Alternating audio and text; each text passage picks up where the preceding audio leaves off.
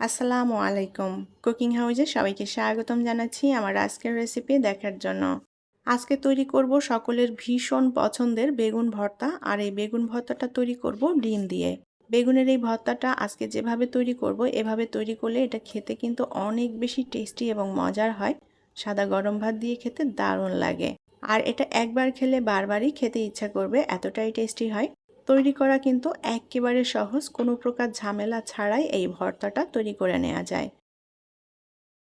আমি এখানে বড় সাইজের একটা গোল বেগুন এভাবে ফালি করে কেটে নিয়েছি। বেগুন ভালোভাবে ধুয়ে পরিষ্কার করে পানিটা ঝরিয়ে নিয়েছি।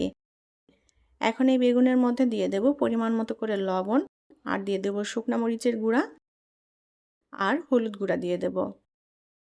এখন এই লবণ, মরিচ এবং হলুদের গুঁড়া বেগুনে খুব ভালোভাবে মেখে নেব। মরিচের গুঁড়া এখানে কেউ না দিতে চাইলে বাদ দিতে পারেন, শুধুমাত্র হলুদ লবণ দিয়েও মেখে নেওয়া যাবে। বেগুনের সাথে মশলাটা ভালো করে মেখে নিয়েছি। এখন এই বেগুনটা আমি 5 মিনিট মতো রেস্টে রেখে দেব। প্যানে পরিমাণ মতো তেল দিয়ে দিলাম। এখন এই তেলের মধ্যে বেগুনগুলো দিয়ে দেব। বেগুনগুলো দিয়ে আমি এপিটোপিট উল্টাপাল্টা করে একটু লালচে পোড়া পোড়া করে ভেজে নেব। এই বেগুনের ভর্তাটা তৈরি করা খুবই সহজ। যখন তখন মন চাইলে এভাবে বেগুন এবং ডিম দিয়ে ভর্তাটা তৈরি করে নেওয়া যায়, আর খেতেও অসম্ভব মজার হয় এই ভর্তাটা। এপিটোপিট উল্টে দিয়ে আমি বেগুনগুলো একটু লালচে পোড়া পোড়া করে ভেজে নিয়েছি। এখন বেগুনগুলো আমি তেল থেকে তুলে নেব। এখন ওই তেলের মধ্যে দিয়ে দেব পেঁয়াজ কুচি। আমি এখানে ছোট সাইজের 4টা পেঁয়াজ কুচি করে নিয়েছি। পেঁয়াজটা এখন একটু ভেজে নেব। পেঁয়াজটা হালকা ভেজে নিয়েছি। এখন এর মধ্যে দিয়ে দেব কাঁচা মরিচ কুচি। আমি এখানে 6টা কাঁচা মরিচ কুচি করে নিয়েছি। মরিচের পরিমাণটা যার যার টেস্ট অনুযায়ী অ্যাড করতে হবে, যে যতটা ঝাল খেতে পছন্দ করেন। আমি এখানে কিন্তু কোনো শুকনো মরিচ ব্যবহার করছি না, চাইলে এখানে শুকনো মরিচ ব্যবহার করতে পারেন। সামান্য একটু লবণ দিয়ে দেব, যাতে করে পেঁয়াজটা পানসে পানসে না লাগে। পেঁয়াজটা আমি হালকা লাল লাল করে ভেজে নিয়েছি। এখন এই পেঁয়াজটা আমি প্যানের একটা সাইডে রেখে দেব। এখন প্যানের মধ্যে দিয়ে দেব একটা ডিম।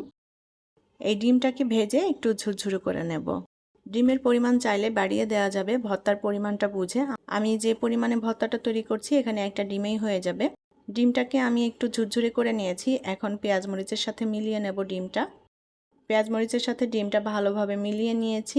এখন এর মধ্যে দিয়ে দেব ভেজে রাখা বেগুন। বেগুনটা দিয়ে এবার ভালোভাবে নেড়ে চেড়ে মিলিয়ে নেব, আর বেগুনটাকে এভাবে একটু ভাঙা ভাঙা করে দিতে হবে। বেগুনটা একেবারে মিহি হবে না, ভাঙা ভাঙা হয়ে যাবে। চাইলে বেগুন মিহিও করে নিতে পারেন, এখানে মিহি করার দরকার নেই। একটু ছাবা ছাবা থাকলে এই ভর্তাটা খেতে ভালো লাগবে। আর বেগুনের এই যে খোসা, এই খোসাটা চাইলে ফেলে দিতে পারেন, আবার রাখতেও পারেন। আমি বড় যে খোসাগুলো আছে সেগুলো ফেলে দিচ্ছি। এভাবে বেগুনের খোসাগুলো তুলে ফেলে দিতে হবে। বেগুনের এই ভর্তাটা খেতে খুবই মজার হয়, আর এভাবে অনেকেই হয়তো তৈরি করে থাকতে পারেন, তবে যারা তৈরি করেননি তারা অবশ্যই একবার তৈরি করে দেখবেন এই ভর্তাটা। এটা খেতে এত বেশি মজার হয় যে একবার খেলে বারবারই খেতে ইচ্ছা করবে। এখানে চাইলে কিছু ধনিয়ার পাতা অ্যাড করে দিতে পারেন। আমার ঘরে আজকে ধনিয়া পাতা ছিল না, যার কারণে দিতে পারিনি। ভর্তাটা পুরোপুরি কমপ্লিট। এখন এটা নামিয়ে পরিবেশন করব। বেগুনের এই ভর্তাটা সাদা গরম ভাত দিয়ে খেতে এক কথায় অসাধারণ।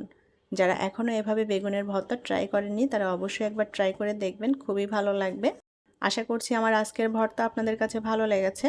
রেসিপিটি ভালো লাগলে প্লিজ ভিডিওটি শেয়ার করবেন। পরবর্তী রেসিপি দেখার আমন্ত্রণ জানিয়ে বিদায় নিচ্ছি। আল্লাহ হাফেজ।